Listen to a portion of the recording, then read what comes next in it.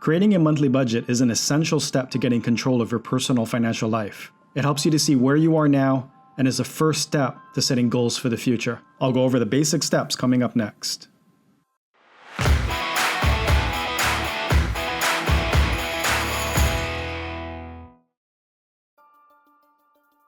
Analyzing your monthly cash flow allows you to create a budget. Budgeting is an important step in properly managing your personal finances. I know multimillionaires who have more money than they know what to do with, but they still track their month-to-month expenses. The reason?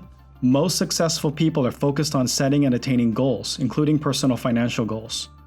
Knowing your monthly cash flow situation allows you to properly set savings and investment goals, which leads to greater wealth and financial success. More importantly, if you have debt, you absolutely need to understand your monthly spending habits. Creating a budget is the first step in beginning the process of becoming debt-free. So let's begin by analyzing your income and your expenses. Get out a piece of paper or follow the link in the description below to download my free cash flow analysis worksheet.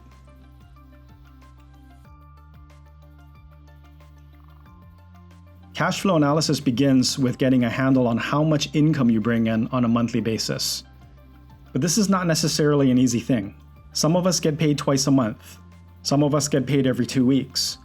For many of us, our income varies from month to month. The goal is to come up with an average monthly income. So the first step is to get out 3 months of full quarters worth of pay statements. Now add up all of the gross pay for the full 3 months. Not your take-home pay now, the gross pay. Why? The budgeting process is all about getting a handle on your total finances, and that means truly understanding where your money is going, including all of those automatic deductions that are taken out. I know you think in terms of take-home pay because that's what you can actually spend, but understanding the cash flow process also includes understanding what those automatic deductions are. And the thing is, they can be modified, so we'll take them out as expenses a little bit later. Take the quarterly gross pay and divide it by 3 to come up with your average monthly pay.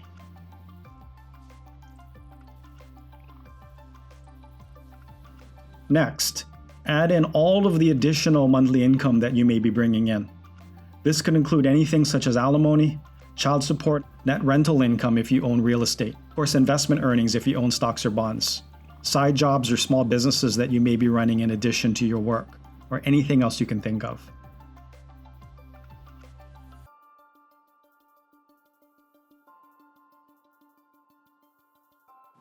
Now we begin the process of subtracting out expenses.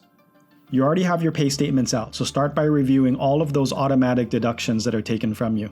These include things like federal, state, and local taxes, Social Security and Medicare taxes, retirement contributions, flex plans, health insurance premiums, and anything else that is coming out of your pay automatically. If the amount of the deduction varies month to month or paycheck to paycheck, do the same thing as you did with income, add up a full quarterly amount and divide by 3 to give you an average monthly amount.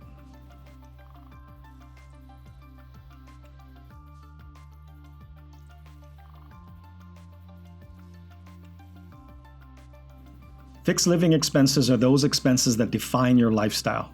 They are generally paid once per month, and while they can be reduced, it could take months to do so.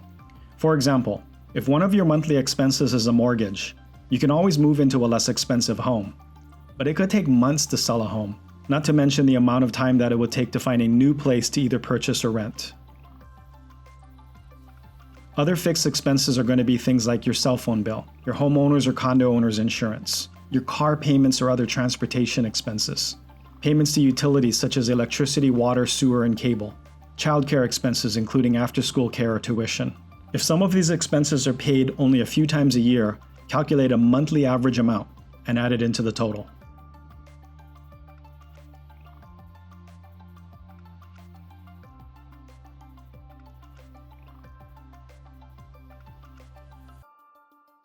Variable expenses are typically those that vary widely month to month. In an increasingly cashless world, you can probably get these expenses off your monthly credit card or debit card statements, but try to take cash into account as well.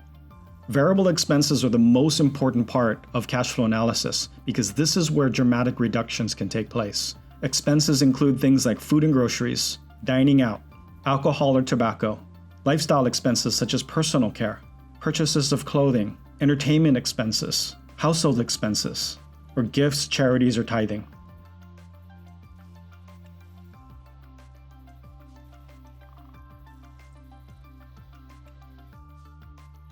Most of us took into account retirement contributions in the automatic deductions section above.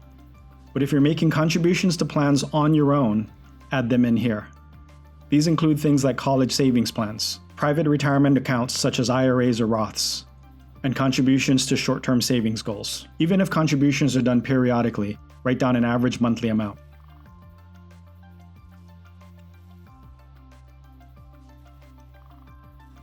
Remember, you've already subtracted mortgage payments and car payments above. If you have any other debts such as outstanding balances on credit cards, write down the minimum payments here. If you have other loans such as student loans, also add in the minimum payments here.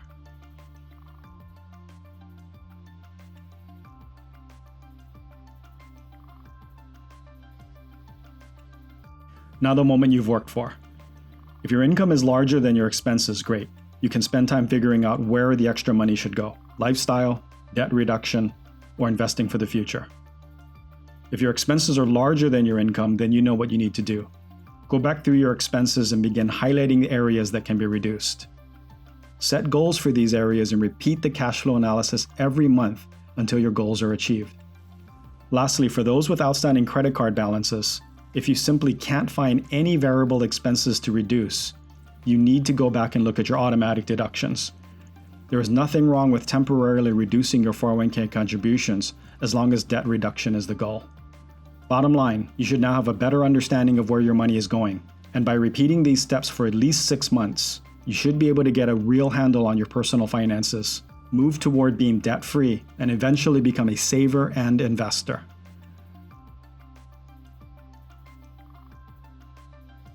Please subscribe to my channel below. I'll be uploading new weekly videos covering financial planning and taxes.